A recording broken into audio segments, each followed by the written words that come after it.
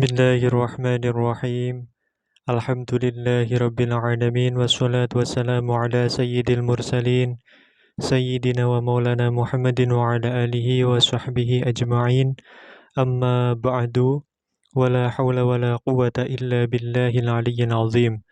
Rabbi shrah li sadri wa yassir li amri wahlul 'uqdatam min lisani yafqahu qawli. Subhanaka la ilma lana illa ma 'allamtana innaka antal alimul hakim.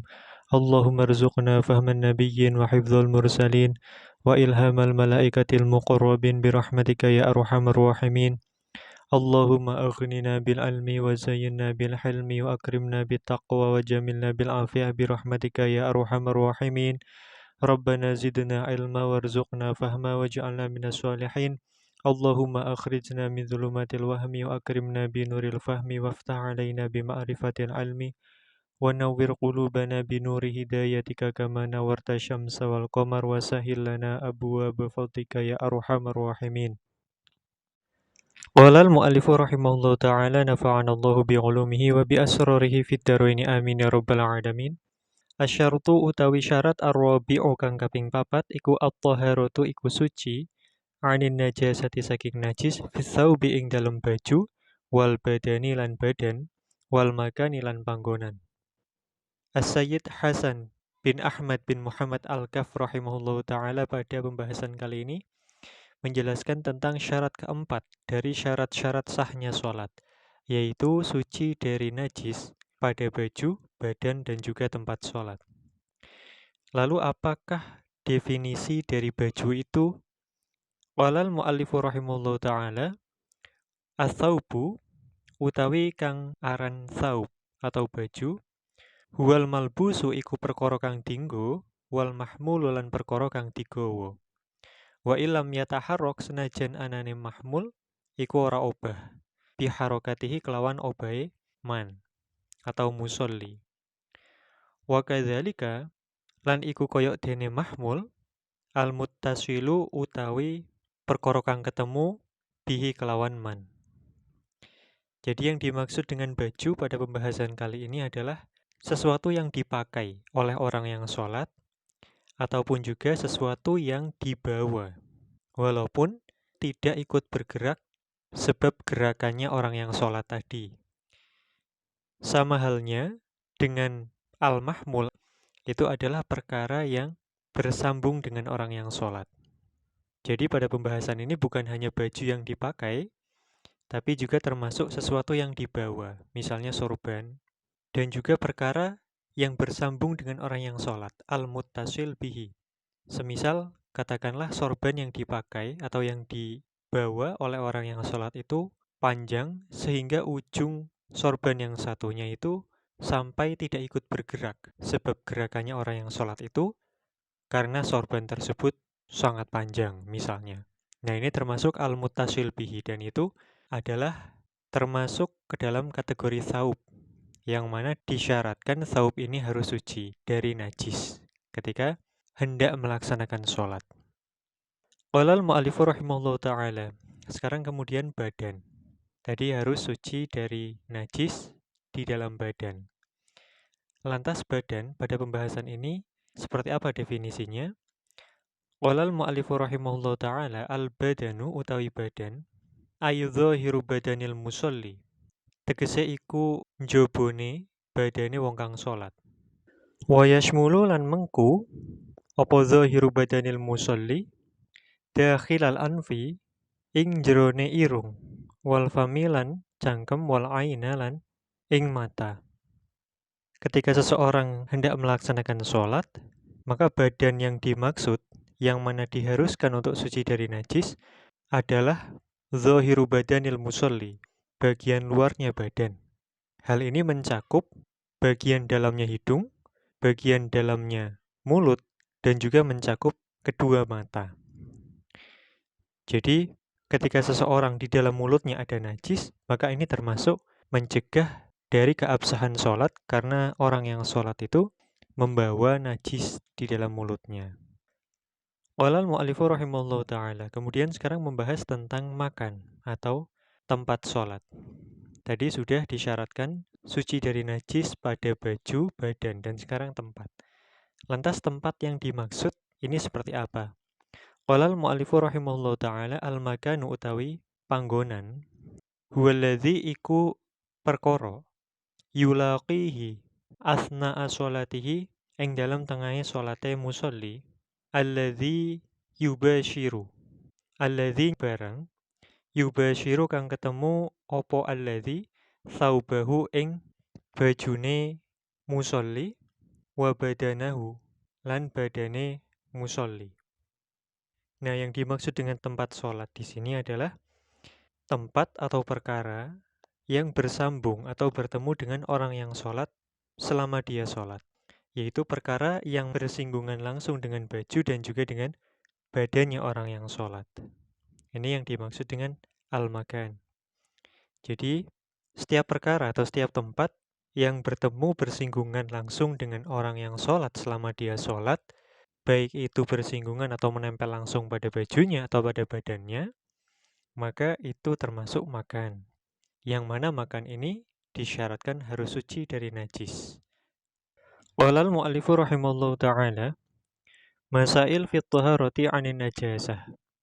Piro-piro masalah ing dalem bab toharoh atau suci saking najis. Ingkang pertama iku lau sholla. Lamun sholat sapa man wa fi thawbihi lan iku tetap ing dalem bajune man au badanihi atau badane man najasatun utawi najis.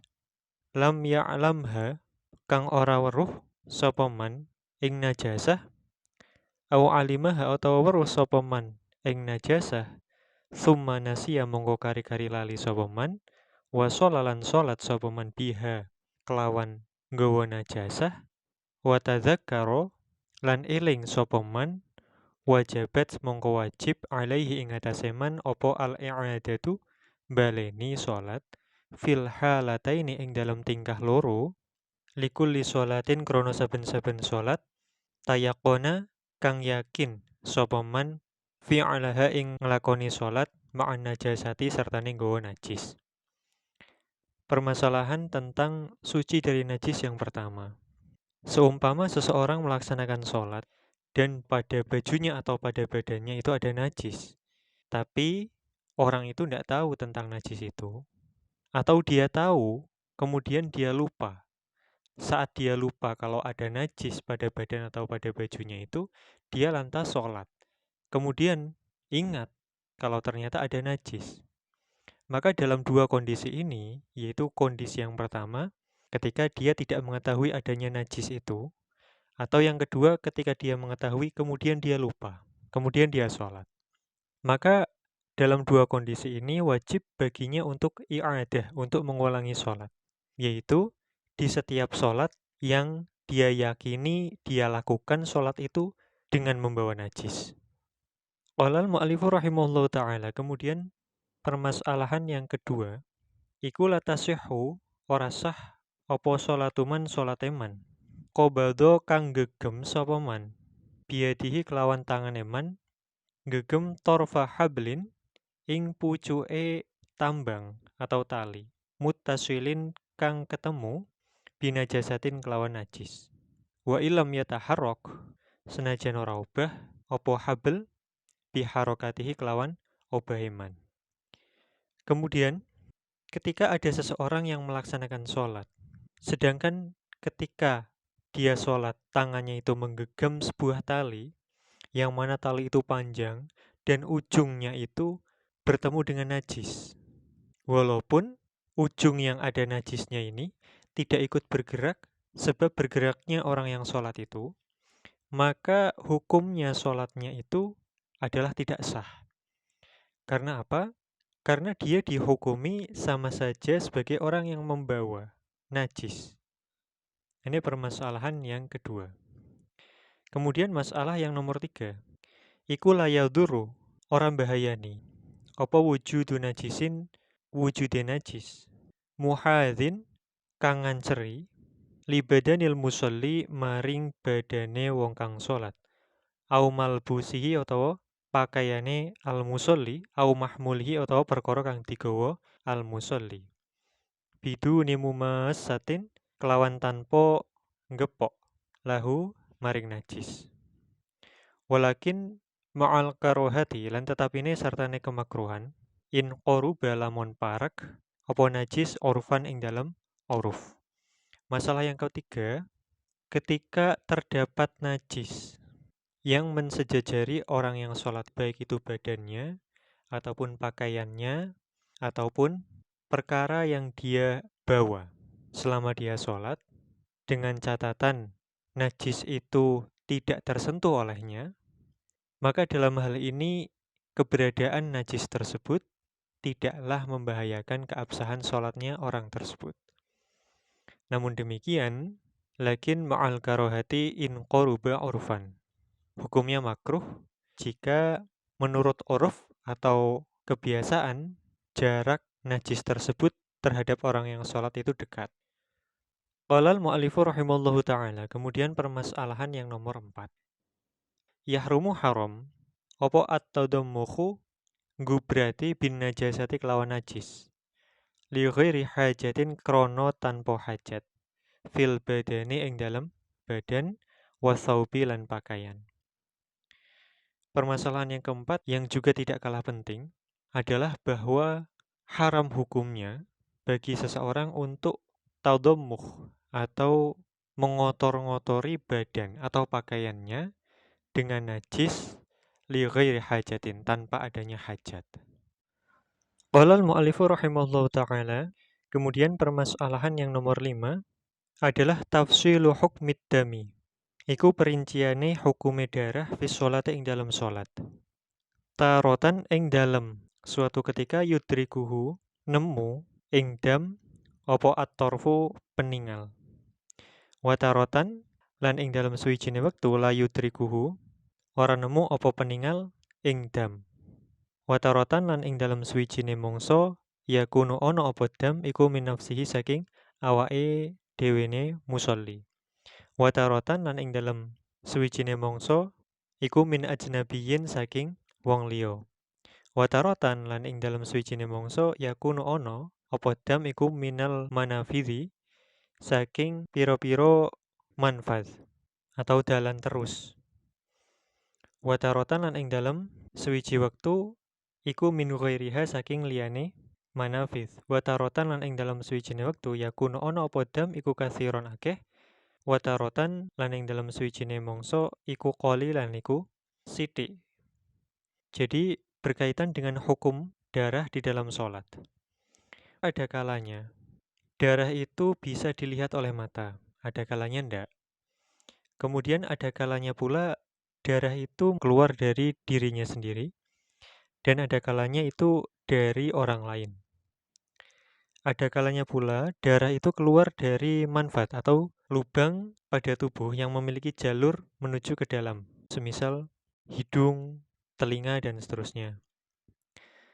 Dan ada kalanya darah itu keluar dari selain lubang terusan, misalnya dari dahi atau dari tangan, dari kaki, dan seterusnya. Dan ada kalanya pula darah itu yang keluar banyak, ada kalanya pula sedikit. Maka Sayyid Hasan bin Ahmad bin Muhammad Al-Kaf rahimahullah ini menjelaskan ringkasannya. Wa khulasatuhu utawi ringkesane hukum edam fis sholat iku idza kana nalikane ana apa dam iku la yudrikuhu ora nemu ing dam apa at-tarfu peninggal yu'fa mongko den ngapura apa anhu saking dam. Yang pertama, ketika darah itu tidak bisa dilihat oleh mata, maka darah tersebut hukumnya dima'fu atau dimaafkan. Jadi, misalnya cipratan-cipratan. Ini ketika tidak bisa terlihat oleh mata normal, maka tidak membahayakan sholat, dalam arti dima'fu. Kemudian yang kedua, wa idza kana lanalikane ana apa at-tarfu iku yudrikuhu iku nemu apa at-tarfu ing dam fananzuru mongko ningali dhisik sapa kita. Ing kana lamun ana apa dam iku min ajnabiyyin saking wong liya, yu'fa mongko den ngapura. Apa an qalilihi saking siti edam faqat hale bloko. Wa ing kana lamun ana Apa dam iku min nafsihi saking awak dhewe man, fananduru mongko ningali dhisik sapa kita. Ingkana lamun ono apa dam iku minal manafidhi saking dalan terus. Ghairi sabilaini kang sakliyane dalan loro rupane kubul lan dubur. Fala yu'fa mongko ora den ngapura apa anhu saking dam indar Ramli mungguwe Imam Ar-Ramli.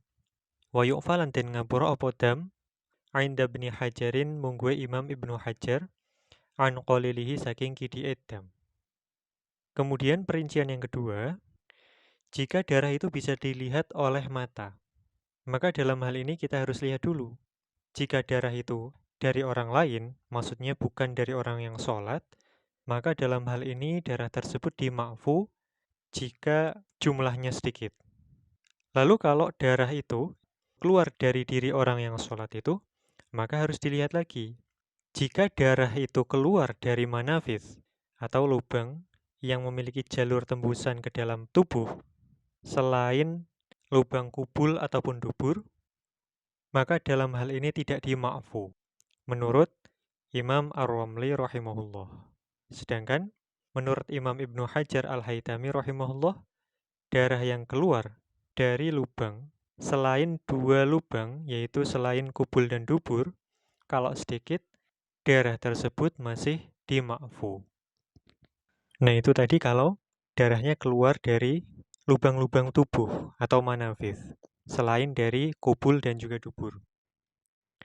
Nah sekarang kalau darah itu keluar dari selain manafidh, misalnya dari kulit yang ada pada dahi atau dari tangan yang bukan dari manafidh, seperti apa hukumnya?